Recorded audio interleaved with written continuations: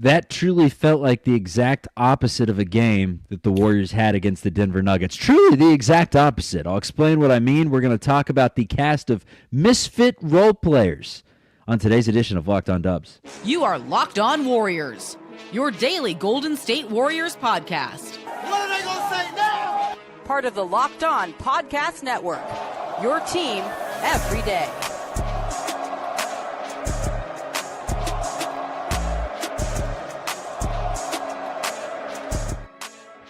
I ain't going to lie, the Warriors had me for a minute in the second half, but unfortunately they're not able to get it done against the Pelicans. It's New Orleans 113 and Golden State 109. Welcome into Locked On Warriors. We're part of the Locked On Podcast Network, your team every day.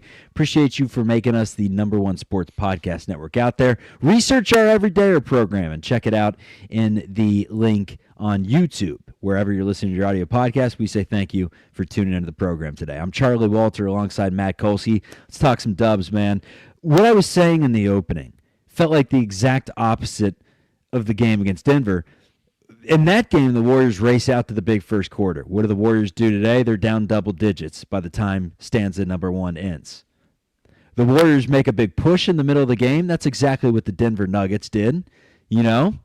And then the Warriors closed out that game against Denver in a great spot. Today, they kind of kick it all over the place, particularly Pat Spencer. Was not a good finish for him tonight. But it really felt like the exact opposite of a game against Denver, who probably is the exact opposite place in the standings of the New Orleans Pelicans. Like Denver's up here, New Orleans is all the way down here. That's one that you had to win, and they didn't get it. Yeah, it kind of takes the joy out of the win over Denver, right? When the joy of that is, hey, we got one we probably shouldn't have, but when you give it right back against a team like New Orleans, I mean, that's their 17th win. They are now, after that win, they are 17-42. So, yeah, I mean, Zion played reasonably well, but you got to beat that team. And I think Fitz and Kalena were right on it. Could they have won it down the stretch? Probably. A couple shots go in, a couple calls go a different way, maybe. But they lost that game with a brutal first quarter. Just, there's no excuse for coming out flat against one of the teams that you ought to beat. There are plenty of teams that without Steph Curry, without Jimmy Butler, without Kristaps Porzingis, like Denver, we're going to say, you know what? Head on out there and hustle as best you can, fellas, but we're not going to be mad, right? This is a game that you might not be a fan of it, but you could kind of understand when the Warriors at full strength came out flat against a team like the Pelicans. When your team is as decimated as the Warriors are, you can't afford to come out flat. It's just 8 for 25, 3 for 10 from 3, 6 turnovers in the first, 7 turnovers because there was a team turnover. 7 turnovers in the first quarter. It's just terrible. Outscored 31-19. You can't have it. And you let the Pelicans shoot over 50% from the field. Now, look, some of those were just tough shots, but for the most part, that was bad Warrior defense. And, the margin for error, where they're at now, with the talent level that's available to them, it's not big enough to do that. It's just not. That's a Pelicans team that had some injuries of their own. Trey Murphy wasn't playing in the game today, and for what it's worth, he's messy, but not that he's some massive loss. But, hey, it was a comeback story for DeJounte Murray. First time he's played a game in a year, he looked pretty good in his 25 minutes. He had 13 points. Zion Williamson looked like Zion Williamson. I mean, he puts up 26 seemingly every night. Like some players, they'll go 42, and then they'll have a game where they go 13 and 21. No, Zion, if you look to his box scores, I swear to you, it's like 26 every single game, it feels like. And he's probably not even averaging 26, but it feels like that. Guy Santos had 15 for the Warriors. Melton and Moody led the way with 28 and 21. Let's talk DeAnthony Melton because he had 24 for Moody. 24 when it was all said and done? Oh, well. Either way, 5-2 little as the Warriors Yeah, lost he's been playing great, 113-109. though. He has been playing very well. And DeAnthony Melton, I want to talk about him for a minute because he showcased some of that athletic ability today with one of the sickest dunks I've seen from him all season. I mean, from a Warrior all season. That was like Wiggins-esque against Luka. Yeah, he went up high and slammed it down hard right on that dude's head. What's his name? That guy's got a name that I'm not going to attempt. But DeAnthony Melton is the only thing keeping this team from utter collapse right now. I mean, not his best shooting night, but he pulls it together. It's kind of remarkable he doesn't end up with more assists because everything the Warriors do without Steph Curry, it seems like, revolves around him getting into the paint and making stuff happen. There are just not enough dudes on this team who get into the paint with regularity. I mean, you see Draymond. Draymond's not, at this point, he's not getting in the paint unless he catches it in the paint. He doesn't even look towards the basket when he catches the ball. Pods tries, but he's not as quick as Melton. It's a lot harder for him to break the paint than it is for DeAnthony Melton. Same thing with Moody, Moody had a few really nice drives tonight when guys got too close on the perimeter. And I just think he's been so good, and we're really starting to see what he can be. Like that, this is a guy who's got to play 30 minutes a night minimum going forward. He just does all the right things, and on a good night, he gets you 20-plus points. So, yeah, it's not that there's nothing good to look at. It's just hard to get excited about anything when you lose to the Pelicans. Case in point, man. I mean, you lost a game at the Smoothie Center. That's not a place that's world-renowned for terrorizing opponents. Although I will say, I don't know if you heard the crowd tonight. At least I was listening to the Pelicans broadcast for whatever reason. It just popped up, and I continued watching it. And there was like 2 or 3 fans in the stands that were chirping at Draymond, and you could hear the conversations pretty clearly. It was kind of comedy, which you got from the Pelican faithful. Yeah. Good for Why don't them. we get that more often, where it's just like one boisterous fan that you can hear over and over again? Yeah, well, I mean, I think you need a perfect confluence of circumstances with, somebody sitting in the right spot who's ready to really make a scene of themselves. I don't know, but it is always fun when you can hear the stuff that's really happening. I want to get into some of the role players for the Warriors and why guys like Guy Santos, DeAnthony Melton, Moses Moody, Brandon Pajemski are all really, really good in their particular roles. Unfortunately, they're being asked to do a little too much. Now, what should these guys be asked to do when Curry returns and in a hypothetical world next year when Jimmy Butler returns? All these things we're going to talk about. Plus, we got to get into the good, the bad, and the ugly from tonight's game. Can we find any good? And is the ugly Kristaps Porzingis' health? We're going to talk all these things straight ahead on Locked On Dubs. And most importantly, he a dog. We need more dogs. This episode is brought to you by America's #1 sportsbook, that is FanDuel. Ever want to experience the NBA Finals live and in person? FanDuel's giving you the chance to turn that dream into reality with their NBA sweepstakes. Here's how it works. Use your profit boost on any NBA future, and you'll automatically be entered for a shot to win an NBA Finals trip for 2. That's right, flights, tickets, the entire experience on them. If you're already looking at the board and looking at a future to put in, I mean, this should be your confirmation. Visit FanDuel.com to get started. Use your profit boost on an NBA future and get entered for your chance to win a trip to the NBA Finals. You're not going to complain about that. You're not going to complain with FanDuel. Play your game with FanDuel, the official sports betting partner of the NBA. Today's episode is also brought to you by our friends over at Quo. New year, new systems. This is the time when a lot of us look at the messier parts of how we run our business and think there's got to be a better way, and there is. Streamlining your communications is one of the quickest upgrades you can make. That's why today's episode is brought to you by Quo, spelled Q-U-O, the smarter way to run your business communications. Because when your team is reachable, it's organized, it's communicating in one place, you're not just working cleaner, You're creating more opportunities to connect with customers. They got smart AI tools that are going to help you out. It works right from your phone or your computer. You can keep your existing number. So make this the year where no opportunity and no customer slips away. Try Quo plus get 20% off your first months when you go to 6 months, I should say, when you go to quo.com/LockedOnNBA. That's QUO.com/LockedOnNBA. Quo, no missed calls, no missed customers. Forget that. We champs. Why are you starting with that question? We got 4 championships. Kolsky, I do feel like the Warriors have some nice, like to say that they lack talent completely is just a flat out lie. Like, honestly, with any team in the NBA, I don't think you can point, like even the Wizards, you can point to them and say that Will Riley guy's got some talent. You know, that Trey Johnson guy's got some talent. That name the dude. And the Warriors are no different. The issue is with the Warriors, they really don't have, like, I think DeAnthony Melton on a really good team could be at best your third best player, and he'd be a good third best player on a good team. You know, he had 28 tonight. I think he's a legit dude. But when you're talking Moody and you're talking Pajimski and you're talking QP, I mean, they fit into the role that they had prior, but that role is no longer being asked of them. Guy Santos is another question that's like, I mean, how good can Guy be? It's 15 and 12, 4 assists.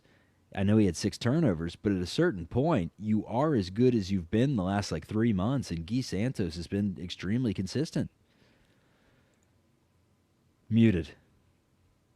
He's not good enough to be playing 39 minutes in NBA games. I mean, that's the thing. So, yeah, of course, it's an NBA team. There's talent. And, you know, Melton's an interesting one, but I would say he's probably a 6th man on a really good team. I'm not sure. Like, look, a healthy Warriors team still probably starts Draymond and Moody. But that would have to be next to Steph Curry, Jimmy Butler, and, you know, either a scoring wing who's better than anyone they have on the roster, or a center who's, you know, Kristaps Porzingis, I guess, if he's healthy. I'd right? like to redact my statement, Kolsky, of saying Melton would be third best player on a good team. 5th is fair. You know, he's a very good 6th man, but he's been playing good lately. An overqualified 6th man who is the best available player for the Warriors right now is not an ideal situation. And I you know, it's one of these where, like, what else can you say, really? If DeAnthony Melton is a guy you're asking to be a spark plug and create some offense and make some plays, he's a guy that can come in and affect a game with you know, hustle plays, defense. But now you're if saying you're be our best asking player him, and be our lead playmaker and be our leading scorer. If you're asking him to be the number 1 on the call sheet, you're really in for trouble. Yeah, do everything. That's kind of what they're asking. Do everything, DeAnthony, and he's doing the best he can. And then he sure is. When Guy Santos is your second option, or Moses Moody's your second option, putting the ball in the basket, again, that's just putting them in tough spots. I mean, maybe every single one of them individually, if you scattered them throughout the league, could find their way into a starting lineup for a really good team, or 6-man for a really good team. But you're asking them to be your 1, 2s, and 3s. And it's just I mean, it's not very hard to analyze what the issue is with this team right now, and it's that a $60 million player and a top 5 player, top 8 player in basketball has been missing for a minute, man. It's been lingering, and Kristaps Porzingis, it's kind of the ugly from this last week, I would say, because you knew he was going to slowly ease back in, but to play one game and then immediately miss your next 2 when you're just concerned over health and you're wondering, like, is this a rental type thing where we're just going to salary dump at the end? And that was getting off Kuminga, who scored 27, by the way. That's the only thing we're going to mention about that tonight. He's no longer on the team, but he had, for what it's worth, he had 27 in his debut for the Atlanta Hawks. But yeah, man, listen. How much does Kristaps scare you? He's terrifying. I don't know. What else can you say? He's... I mean, the situation isn't terrifying because it's not like you're picking up Anthony Davis where you're paying him a ton. You can literally cut ties this summer. Right. It's terrifying in that you can it's not hard to talk yourself into if he's healthy, right? It's just that the word if is doing so much work in that sentence that it's almost not worth being serious about. Now, they have kind of said, and I'm trying to see exactly what Steve Kerr said, but it's my understanding that it's not like the illness he is out with right now. I can't find anything definitive, but I know Draymond said on his podcast he didn't think it was to do with POTS. And Steve Kerr had a thing pregame tonight that made it sound like he just got the flu or something. Now, look, it stretches my ability to believe as well. So I'm sure, whatever anyone's going to say in the chat, I'm thinking the same thing. But also, I think we have to just take a step back and realistically allow for the, however small, possibility that he does play 80% of the rest of the, how many games we got left? We're at 58 played, so there's 24. So what if he plays 20 out of 24 games the rest of the way and looks good? And then you can sign him, for the mid-level exception or something going into next year because he's not going to have a huge market. Compared to Jonathan Kuminga not playing, that's a win. Believe me, anyone who's watched this podcast knows I love Kuminga, but you got to deal with reality at a certain point, and the reality was he was not playing basketball here. We can say it was a bad decision by the coach, but whatever it was, he wasn't playing. And the question becomes, can Porzingis play? But if you tell me you add somebody with a mid-level exception, or maybe that's how you get Melton back, you can re-sign Porzingis, and basically the team you go into next year with is the team you're looking at now, but healthy. It's not terrible. It's a not team young. No, it's very old, and the margins are thin, and no one can get hurt. But not brittle. Yes. But your set of possibilities is limited, and has been for a while. It's been for a minute. That's been the issue for the last few seasons. Is you want all this flexibility. You want them to be able to do things, and they use up just about all their flexibility to bring in Jimmy Butler for the season prior, and then the only flexibility they really had this year was Kuminga's contract. And then at a certain point, we kind of had to face the music that it was like, I don't think any of these reports, I don't think the Warriors are going to go after Anthony Davis, nor should they. I don't think the Warriors are going to go after Lauri Markkanen and try to they may have. I think in the end, Markkanen probably was not available, and look, Warrior fans are spoiled, and I don't mean that as an insult. I mean that just as the fact of how good this team has been for a decade. Anybody would get spoiled. But I think everybody needs to come to grips with the fact that your choice is not between what you're looking at and some imaginary championship level roster that should exist. Your choice is between what you're looking at and not having Steph Curry on the Warriors anymore.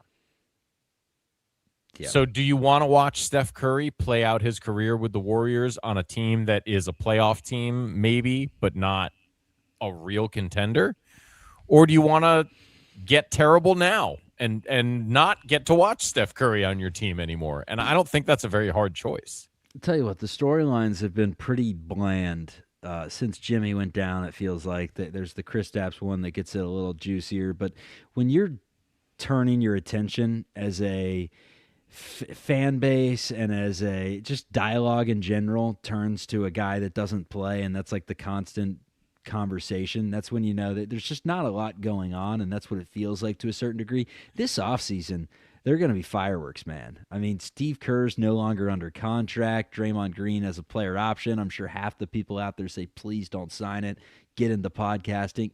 Like there's going to be a lot of debate and discourse coming up this summer that there just isn't really right now, because whether you sit Draymond or play Draymond, like there's just not a lot of debate. It's like, yeah, well, the ceiling is just really low when you don't have Steph Curry, especially. But even with Steph Curry, without Jimmy, the ceiling is so much lower, and it makes it hard to talk about what's moving forward because, it feels like shuffling chairs on a sinking ship. Maybe not the Titanic, but a ship that's starting to ride low in the water. It's not even a sinking ship. It's just an old speedboat that you're taking. You're riding along on Tahoe, old speedboat or whatever, and it's not even. The engine's sputtering a little. The engine's completely sputtered, but you can see shore. It's right there, and you're just kind of willowing away to the shore, just cruise controlling in there. That's what it feels like to a certain degree, and I don't think at this point there's really any chance that this thing will be extended. Like, I know when Jimmy signed, it was like, well, maybe we have more than this contract aligns Draymond and Jimmy and Steph, but I think that's pretty much a lost cause at this point. Question's going to be like, what's it look like entering next season? And then this year, can they actually give us a 7-game series? That's kind of what I'm enticed to see. How much fight did they have in them down the stretch? How much Steph do we see down the stretch? There are definitely some storylines that we're looking at.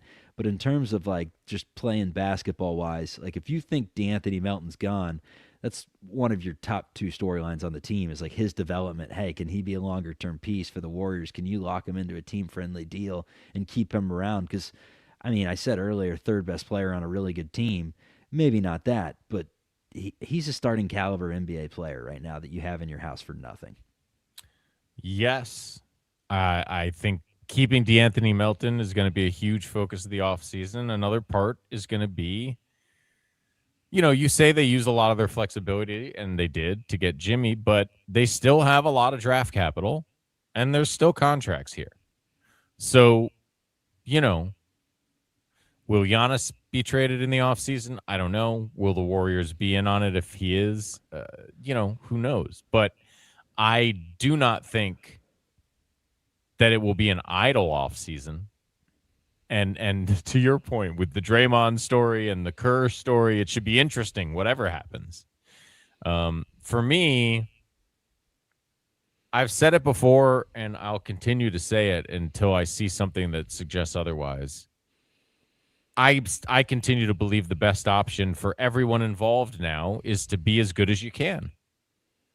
And if that means, next year you're aiming charitably for the 5th seed, then that's what it is. But I'd rather watch that for Steph Curry than see them, full rebuild. At some point you will have to full rebuild. But I don't think you're going to do it all. There's no justification for doing it until Steph Curry is no longer playing in the NBA. We always point to Steph Curry individually, but it's almost just like this era of Warriors, Steph Curry, and for the fan base as well. Like, no one wants to see bad basketball. It's not just like, oh, we have to win for Steph. It's like we have to win because you've pulled yourself into the realms of a reality where you're one of the top franchises in sports, and you don't want to get to a point where 15 years from now, all those fans that you've brought in from, the Philippines and, name it, all over the world that are Warriors fans now, to where you've lost them because the product just sucks. You don't want to get to that point. Yeah, but you know what? It takes it doesn't happen that fast. Well, it's unprecedented. We've never seen it rise this. Look at the Spurs. Good franchises don't win every year, but when they go down, they bounce back quickly. That's what a good franchise is. There's nobody. I don't think there's a team in the NBA who hasn't tanked in the last 10 or 15 years. With the possible exception of the Chicago Bulls, who haven't been any good for that time. They've just been, right mediocre. They are right. Really They're finally bad. tanking now. But like the Lakers have had absolute bottom of the barrel seasons. But that's how they got Anthony Davis and LeBron James, basically, by piling up a bunch of top draft picks. The Spurs have tanked repeatedly in order to get the roster that they have right now. Think of the best franchises in basketball. The Celtics were tanking for several years to compile the team that they have right now. This is quite literally how it happens. But the good franchises don't stay down long, and that's the key. And to me, you haven't, like, even if there's some ugly stuff when Steph is hurt, like, this has been a competitive, exciting basketball team when Steph Curry's been on the floor. And I think that's what you want to be for the next 2 to 4 years, however long he's here, is at least let's be a competitive, interesting, exciting basketball team. Can we win a title? Probably not unless some really crazy stuff happens. But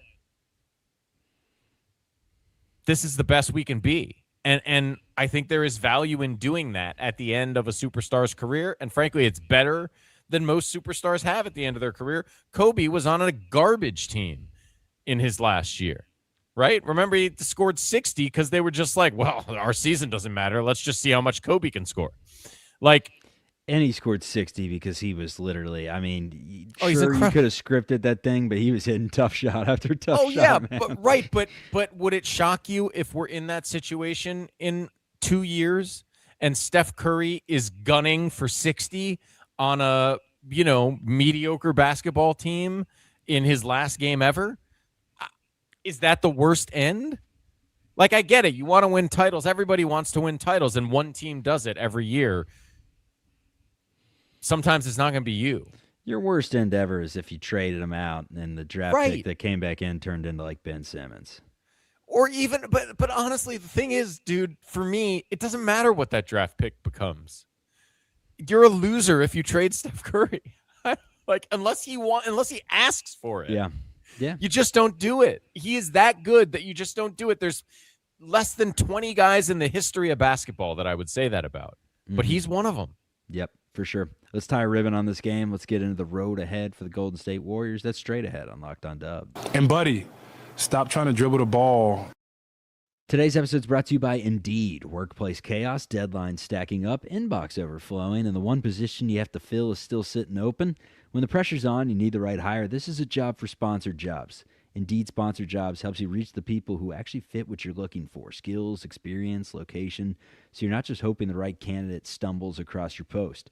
In the time I've been talking to you, companies like yours made 27 hires on Indeed, according to Indeed data worldwide. So if you're hiring, spend less time searching and more time interviewing candidates who check all your boxes with Indeed Sponsored Jobs.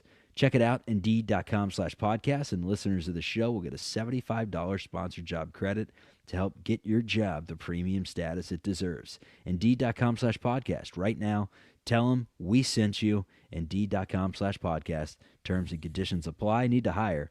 This is a job for Indeed sponsored jobs. Forget that. We champs. Why are you starting with that question? We got 4 championships. So you kicked one away that you should have won against the Pelicans. You beat a Denver Nuggets team that you probably weren't supposed to. Those neutralize each other. And the 2 games coming up, the Memphis Grizzlies on the road and the Los Angeles Lakers before we'll probably get the verdict on what's going on with Steph. Clippers are game 5 of this stretch, but let's take it one game at a time with Memphis coming up on the road. You lose to that Grizzlies team with what they're running out right now. After you lose to the Pelicans, someone call John Taffer and tell him to shut it down. Shut it down. I've always been a man of positivity, but at that point, you got to just raise your hand and say, they are who we thought they were. They stink. Yeah, they won't. That's not what they're going to do, but you'd certainly hope they could beat the Grizzlies. You will have Horford. You won't have Melton. It's not a great situation, but it's going to have to be Brandon Pajemski, man. I know that makes Warrior fans upset. It's going to have to be Brandon Pajemski handling the ball a lot tomorrow. He's got to do. What'd you think of his game today? He had 16 and 16. Yeah. That's 15 He's a rebounds rebounder, and then man. 16 rebounds. This guy, is he got to be a 99 on 2K at rebounding? Good God. He's definitely one of the best guard rebounders in the entire league. There's no question about that. Has been since he entered. But he's going to have to do more with the ball in his hands tomorrow night. That's for sure. And hopefully he's going to have a better shooting night, because we saw how hard it was to score tonight. And I'm not going to tell you that had anything to do with the Pelicans defense, because the Warriors got open threes and layups all night long, and they shot 41% from the field and 24% from 3-point range. I barely saw a hand up from the New Orleans Pelicans. So, look, I mean, cross your fingers for a bounce back from everyone not named Moses Moody on the offensive end is what I would say. Man, is it not a strange career arc that Jordan Poole's gone on after really being a bad basketball player in the association his first season? He steps up his game, puts in the work, becomes incredible, earns this big bag, money time. And, I mean, he's putting up some decent numbers with 14 a game, but he's shooting 37% from the floor, and it just felt like Jordan Poole was, like, really ascending. And I guess New Orleans is where careers go to die, man, because I guess he went to Washington first. But he's only 26, and I don't think he's nearly the same player that he was in his peak for the Warriors. Yeah, he got the where careers go to die combo platter of the Wizards and Pelicans. I feel bad for him because he fit with Steph, man. He got the life punched out of him, and that but championship he also season, he was the spark that this team right now, the last couple of years needed, man. And the last thing he needed, I mean, look, nobody likes to get punched in the face, but separate from the physical act of the punch, the last thing Jordan Poole needed was to go to places where the coaches were not going to be on his ass about the dumb stuff. Because the reason he's shooting you see he can stroke it. He's still shooting like 90% from the foul line. The reason he's shooting 37% is because he has no conscience and he takes terrible shots. And it feels like no one's been kicking him in the butt for taking terrible shots for 2 years now. And this is what you get. And it's a bummer because if he can rein it in just a little, he's got a 15-year career ahead of him in the like Jordan Clarkson, Jamal Crawford style. But you can't shoot 37%. You're not a worthwhile spark plug scorer if you only score a third of the time. As a turnstile on the defensive side Right. of the ball. Right. That doesn't really help either. Didn't get to see any Kevon Looney in tonight's game. Aside from that, Derek Queen had 8 for them. Sadiq Bey, forever Warrior, had 18 points. Remember, he was the player that came back in the Wiseman deal before it was rerouted to bring in Gary Payton II. Sadiq Bey is low-key turning into, I mean, for a losing team, it's sometimes hard to tell, but he's turning into a legit scorer in New Orleans. He's having a really good year. He's averaging 17. He's only 26. Yeah, I wonder if this is silly. I don't know how it could happen. Because it is a club option. Yeah, if you made me bet right now, I would bet that Kevon Looney's back here on a minimum next year. No way. Yeah, I would bet so. you money. You think so? What is New Orleans? Klay Thompson too? Or is I that a just year don't know later? I don't know if Klay. Yeah, I think he's still got too much money on his contract. But Kevon's got a team option. They haven't played him in months, I don't think. Suit up and maybe they Festus, value. Sealy. Bring him out from the broadcast crew. Suit up Festus. Who else you got? Just victory tour. Just bring them all back. Jacob Where's Evans. Leandro Barbosa? Yeah, Evans is on the title team. Hit him up. Oh, man. Yeah, I think Klay Thompson's contract remains large, so maybe not. But Yeah. Anyways.